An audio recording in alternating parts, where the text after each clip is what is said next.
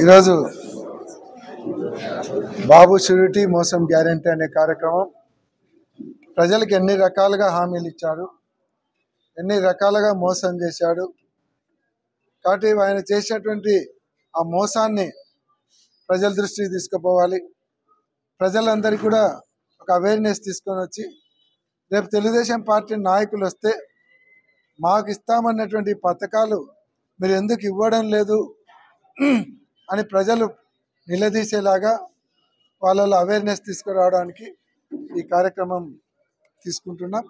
రేపు పొద్దున మా లీడర్లందరూ కూడా డోర్ టు డోర్ పోయి వాళ్ళల్లో ఒక అవేర్నెస్ తీసుకొని వచ్చే కార్యక్రమం ఇది.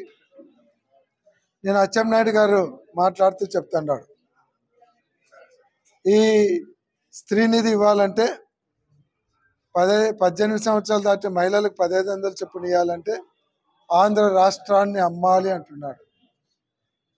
మరి హామీలు ఇచ్చేటప్పుడు తెలీదా? ఆంధ్ర రాష్ట్రాన్ని అమ్మాలని డిసైడే హామీ ఇచ్చారా? ఒక పథకానికి ఆంధ్ర రాష్ట్రాన్ని అమ్మాలనుకుంటే మరి నిరుద్యోగ భృతికి ఏ రాష్ట్రాన్ని అమ్ముతారు? రైతులకు ఇవ్వాల్సినటువంటి 20,000కి ఏ రాష్ట్రాన్ని అమ్ముతారు?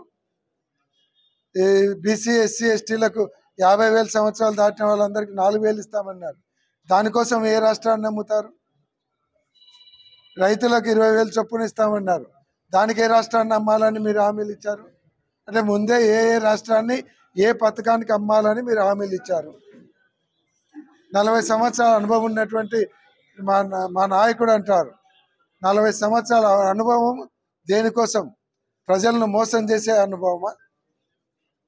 ఆయనకు ఉండేటువంటి విజన్ ప్రజలను ఏ రకంగా మోసం చేయాలి, ఏ రకంగా హామీలు ఇవ్వాలి, ఏ రకంగా మోసం చేయాలి అనేటువంటి విజన్ ఆయనకుండే, మీ నాయకునికి ఉండే విజన్. అటువంటి విజన్తో మీరు ఈరోజు అధికారంలోకి వచ్చారు. అదే జగన్మోహన్ రెడ్డి గారు ఏదైతే ఇచ్చినటువంటి హామీలకు మేనిఫెస్టోకు క్యాలెండర్ ప్రకటించినటువంటి ఏకైక ముఖ్యమంత్రి దేశంలో ఉన్నాడంటే జగన్మోహన్ రెడ్డి గారు ఒక్కడే. క్యాలెండర్ ఎవరు ఇంతవరకు భారతదేశంలో మేనిఫెస్టో క్యాలెండర్ ఎవరు ఇవ్వలే.